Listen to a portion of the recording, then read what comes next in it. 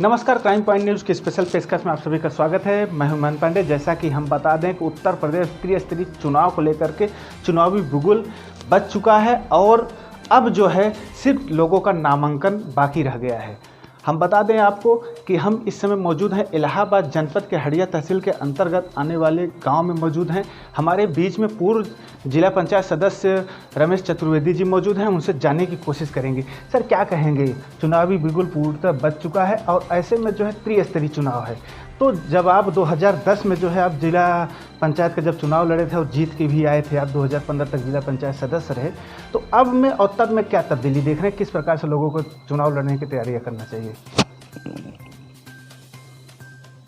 राजनीति का स्वरूप जो है 2005 से ले लीजिए या उसके पहले से भी लीजिए या वर्तमान में ले लीजिए, लगभग इनका स्वरूप जो है विकृत स्वरूप चल रहा है। राजनीति का विकृत स्वरूप हो गया है।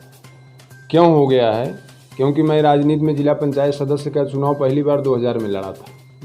2000 में चुनाव लड़ने के बाद में मुझे ये त्रिस्तरीय जो पंचायत चुनाव हो रहा है इसकी विधिवत जानकारी हुई।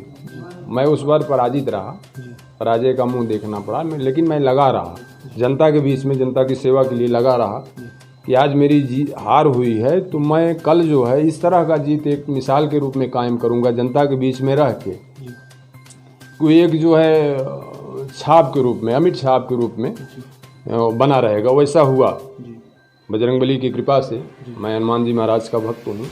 लेकिन राजनीति का जो स्वरूप है पंचायत स्तर पे ये बहुत ही विकृत है।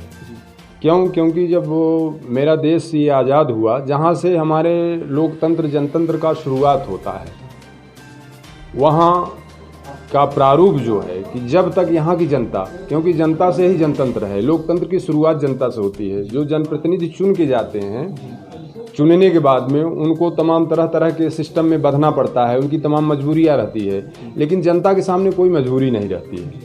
और असली जो लोकतंत्र के स्थापक हैं, फाउंडर हैं, जो प्रतिनिधि को चुनते हैं, वो जनता है। और जनता जब तक मेरिटोक्रेसी, प्रबुद्धता, गुणवत्ता को नहीं पहचानेगी, तब तक एक अच्छे प्रतिनिधि का चुनाव कर पाना बहुत असंभव है आज के लोकतंत्र में। जी सर, जानना चाहेंगे कि वर्तमान समय, जब आप उस समय आप चुनाव लड़े थे और आज के समय में जो है आरक्षण नीति को लागू कर दिया गया है, ऐसे में अब जो है जो आरक्षण नीति है उसमें किस प्रकार से जो है सामान्य वर्ग है और कहीं न कहीं ठगा हुआ महसूस कर रहा है? क्योंकि जो SC ST की सीटें थी उस पर वो तो लड़ ही रहे हैं, OBC की जो सीट है उस पर भी वो लड़ रहे हैं, OBC के। लेकिन जो सामान्य सीटें हैं कहीं न कहीं उस पर ज़्यादातर अगर देखा जाए तो कैंडिडेट जो है OBC के या SC ST के हैं। उसका कारण यह है कि तमाम ऐसी सीटें हैं जिस पर जो है कहीं न कहीं जो है मतदाता जो है सामान्य वर्ग का कम है, लेकिन ऐसी सीटों सामान्य वर्ग दिया गया है। तो ऐसे में कहीं न कहीं क्या कहेंगे, जो आरक्षण नीति है उसको लेके क्या कहेंगे? नहीं, आरक्षण नीति तो ये दुर्भाग्यपूर्ण है हमारे देश का, कि हमारे भारत देश का, मैं केवल इलाहाबाद और अपने हंडिया की बात नहीं कर रहा हूँ, पूरे देश की बात कर रहा हूँ। आरक्षण एक ऐसा इशू बन गया है जिससे हमारे देश की प्रतिभाएं जो है वो पलायन की ओर है। वो यहाँ से कहीं न कहीं और दूसरी जगह प्रतिष्ठापित हो रही हैं। जो भी बुद्धिमान लोग हैं, बुद्धिजीवी लोग हैं हर वर्ग के, चाहे हमारे दलित समाज के भाई हों, चाहे बैकवर्ड समाज के भाई हों, अगर वो बुद्धिजीवी हैं, वो देश के सुधी चिंतक हैं, राष्ट्र से उनका लगाव है, तो वो भी आरक्षण के विरोधी हैं। क्यों? क्योंकि आरक्षण में कहीं न कहीं प्रतिभा का हनन होता है।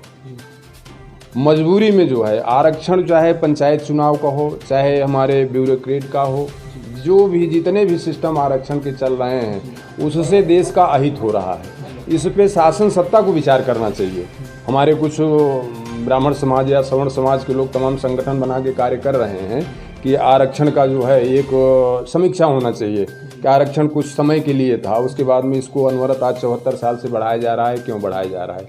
अगर आरक्षण देना ही है तो आरक्षण एक गरीबी के आधार पर दिया जाए। उसका एक दूसरा इशू मापदंड बनाया जाए कि जो भी किसी भी समाज के लोग हों, चाहे वो दलित समाज के भाई हों, चाहे बैकवर्ड हों, चाहे सामान्य वर्ग के लोग हों, आज अगर आप देखें, आप मीडिया तंत्र हैं, लोकतंत्र के हमारे चौथे स्तंभ के रूप में कार्य कर रहे हैं, तो देखेंगे तो सवर्ण समाज के में तमाम लोग ऐसे हैं जिनके पास में कोई ज़मीन नहीं, कोई जायदाद नहीं है, कोई आर्थिक संसाधन नहीं है, लेकिन उनको सवर्ण समाज के नाते एक जगह कहीं विद्यालय में उनका बच्चा जाता है, एडमिशन होता है तो उनको फुल फीस देनी पड़ती है।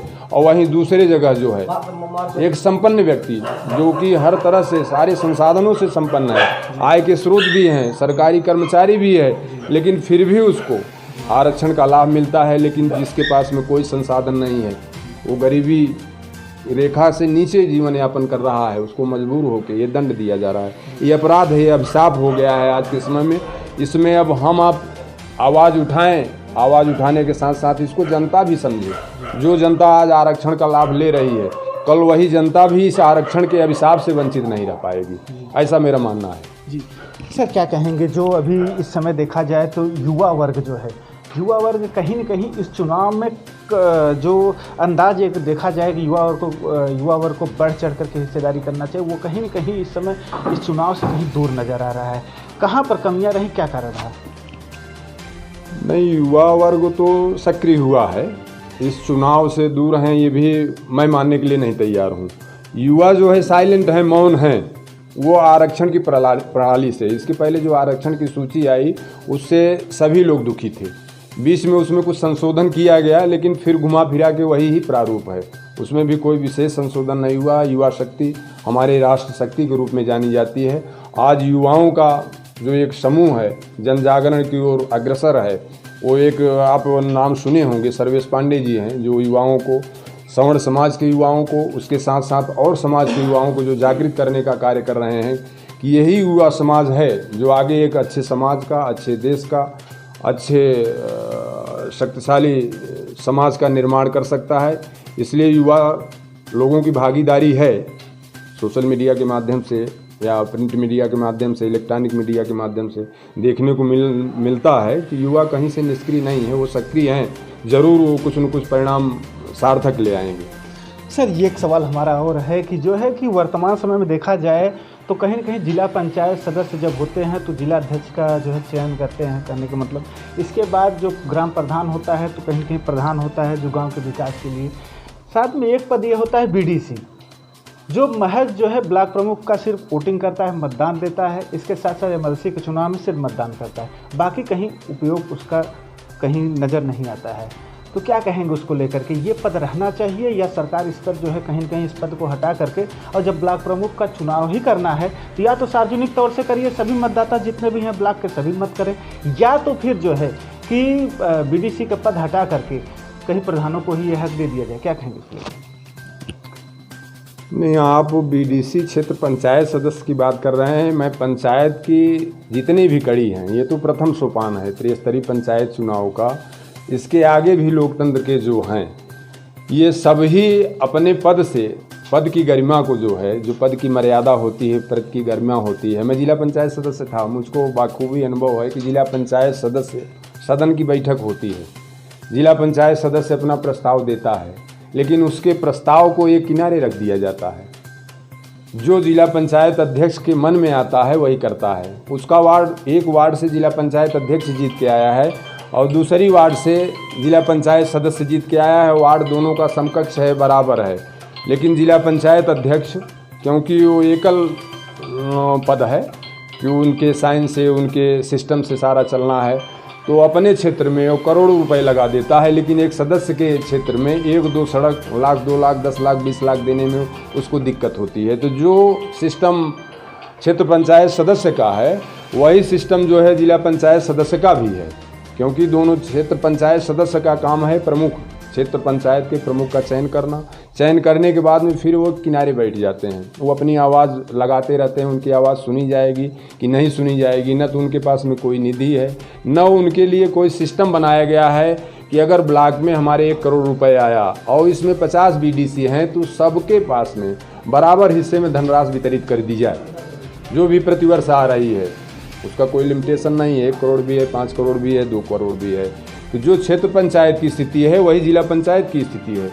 जिला पंचायत सदस्य के लिए, क्षेत्र पंचायत सदस्य के लिए कोई न तो निर्धारित मानक है, न तो इनके लिए कोई धनराशि का मानक है, सब मनमाना है। लोकतंत्र की मर्यादा के अनुरूप कोई कार्य नहीं हो रहा है। इसके लिए शासन सत्ता को गंभीर होना चाहिए। ये बात आप लोगों को उठानी चाहिए, मुख्यमंत्री से उठानी चाहिए, पंचायत राज मंत्री से उठानी चाहिए, जिससे इसको प्रभावी करें। कहाँ पद तो है, क्षेत्र पंचायत सदस्य का पद है किसके लिए? प्रमुख चुनने के लिए। उसके बाद में जहाँ से वो चुन के गए हैं वहाँ के लोग अगर कुछ कहें कि आपको कराना है तो वो बेचारे एकदम असहाय के रूप में रहते हैं कि उनकी सुनी ही नहीं जाती है। ये बात उठानी चाहिए, आपको शासन सत्ता तक पहुंचानी चाहिए, क्योंकि उस समय मैं था तो ये बात उठाया था। ये बात मैं वहाँ रखा था, सदन की बैठक में रखा था कि जिला पंचायत सदस्य हैं, बल्कि लिखित जो है मैं दिया हुआ था, शासन को भेजा था। उस समय हमारे योजना आयोग के उपाध्यक्ष थे माननीय नवीन चंद्र वाजपेयी जी, उन्होंने बड़े गौर से उसको पढ़ा था कि सर रोकना चाहेंगे, आप ब्राह्मणों के नेता हैं और इस बार तकरीबन जो अगर देखा जाए तो कितने ब्राह्मण चुन के जाएंगे जो है जिला पंचायत से? ऐसा नहीं है, मैं ब्राह्मणों का नेता हूँ, ये बात आपकी सही है। ब्राह्मण समाज इस समय उत्पीड़न का शिकार है। हम लोग परशुराम चेतना पीठ के माध्यम से कुछ कार्य भी कर रहे हैं, लेकिन मैं सर्व समाज का पोषक हूँ, मैं धर्म से जुड़ा हूँ, मैं वसुधैव कुटुम्बकम का पोषक हूँ, सनातन धर्म का पोषक हूँ, किसी एक समाज का पोषक नहीं हूँ। लेकिन जो समाज हमारे जो 4 वर्ण बनाए गए, 3 वर्णों के मार्गदर्शन देते थे, उनके गुरु का कार्य करते थे, अगर उन्हीं का उत्पीड़न हो रहा, उन्हीं का शोषण हो रहा है तो कहीं न कहीं यह प्रभाव 3 वर्णों पे और पड़ेगा। इसलिए ब्राह्मण समाज को जगाने का कार्य कर रहा हूँ कि वो अपनी प्रतिभा को, अपनी गरिमा को, अपने महत्व को पहचाने, आवाज़ उठाएं और मुखर हों। जो भी ब्राह्मण समाज के लोग राजनीति में हैं, विधायक या मंत्री के रूप में कार्य कर चुके हैं, सबको मुखर होना चाहिए, सबको सामाजिक समरसता भाईचारा कायम करना चाहिए। अब कितने लोग जीत के जाएंगे ये तो कोई नहीं बता सकता। क्यों नहीं बता सकता कि आरक्षण के मुद्दे में अभी हमारी आपकी बात हो रही थी कि आरक्षण का सिस्टम ही विकृत स्वरूप में कर दिया गया है।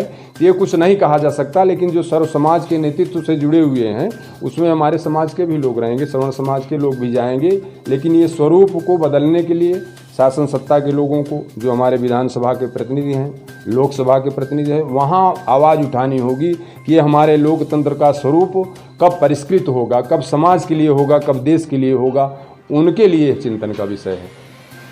जी हाँ, ये थे जो है पूर्व जिला पंचायत सदस्य रमेश चतुर्वेदी जी ने, जिन्होंने सीधे तौर पर कहा कहीं न कहीं जो समाज में इस समय आरक्षण नीति है वो कहीं न कहीं किसी न किसी रूप में एक प्रकार से जो क्षति पहुंचा रही है समाज को। आरक्षण नीति होना चाहिए, लेकिन गरीबी के आधार पर, किसी जात का हो, किसी धर्म का, किसी मजहब का हो, हर उस इंसान को आरक्षण का लाभ मिलना चाहिए जो है गरीब हो। कैमरा पर्सन दिनेश के साथ महन पांडे, प्रयागराज, उत्तर प्रदेश।